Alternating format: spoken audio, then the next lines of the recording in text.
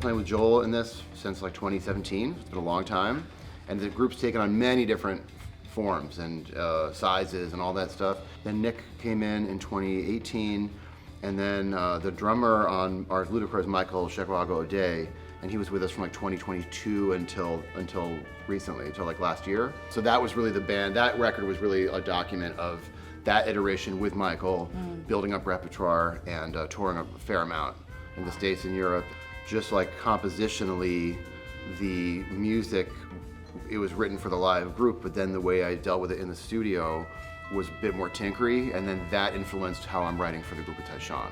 Interesting. Yeah, and like really including an even wider palette of materials and kind of notational approaches, compositional approaches, improvisational approaches, so we can kind of just go in all these different places. So yeah, so it came about from tons of live playing and then a lot of post-production, a lot of work on it, and I think that post-production was like a next step for me to think about composing almost like a musique concrète or electronic music way of looking at the music, and then that's influenced what we're doing now.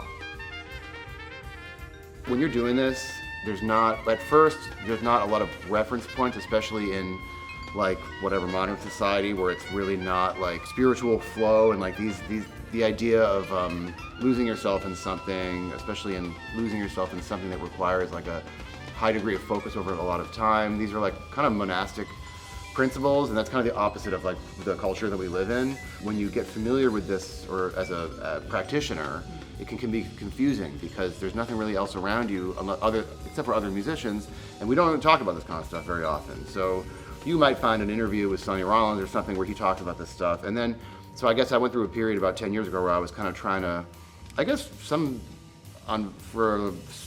validating the idea in a way, like seeing, okay, well, in what other areas historically and culturally do these same concepts keep appearing? And it turns out they pop up all over the place in like psychology and religion, and even when people talk about sports or improvisation.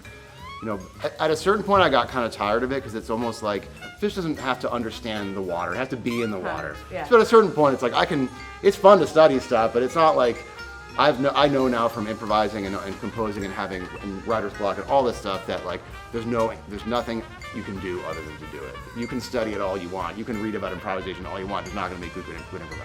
So, but it was interesting to study these different writers and to just hear what people have to say about these. And Ennio Khan was a musician. So I guess what he said was that he was playing the vina, which is like an ancient string instrument, because he became so spiritually enlightened, like he became the music, so he didn't need to play music anymore. So then he went around and started kind of proselytizing and talking about this stuff to like Western audiences. Kind of like a Yogananda type vibe, where like he's going around to the West and kind of talking about these Eastern concepts of philosophy and spirituality and stuff. Marcus Stockhausen, who's Carl Stockhausen's son, I heard him say something once, that improvisation can be the easiest thing in the world or the hardest thing in the world. So you have to kind of choose. Hard makes it sound like a labor, but it is. But I mean, for me personally, and I think the people that I'm around, the thing that you can take away from it, if I understand the question, is like the idea of you are putting in the work on something and then learning to let it go. You're putting a lot of work on something that you love and that you trust, and you have to learn to cut it loose, to enjoy and to be in the moment and to just let the thing happen.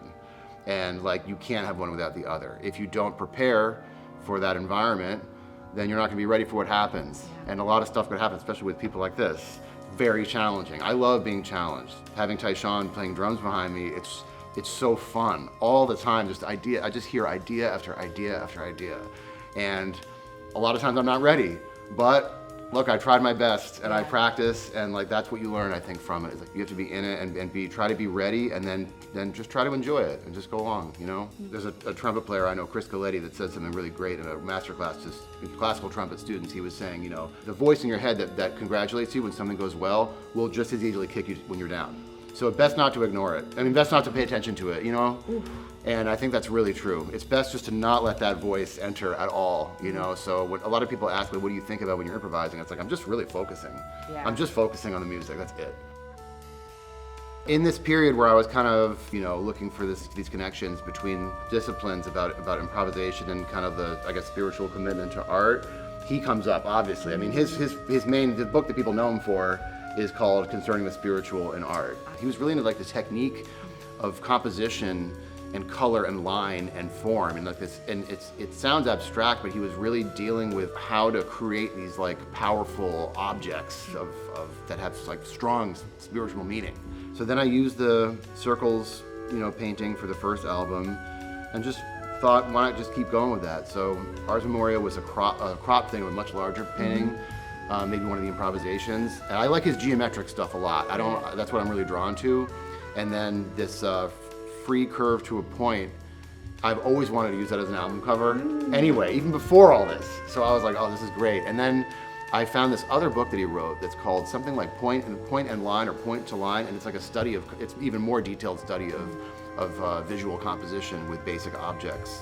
He uses very descriptive, kind of colorful words to describe what these things mean. He's like, this is a soaring, blah, blah, blah, but it's just like 4 circles with a line under it, and then he'll rearrange them. He's like, no, and this is something else. So I just love it. I just love the commitment to it.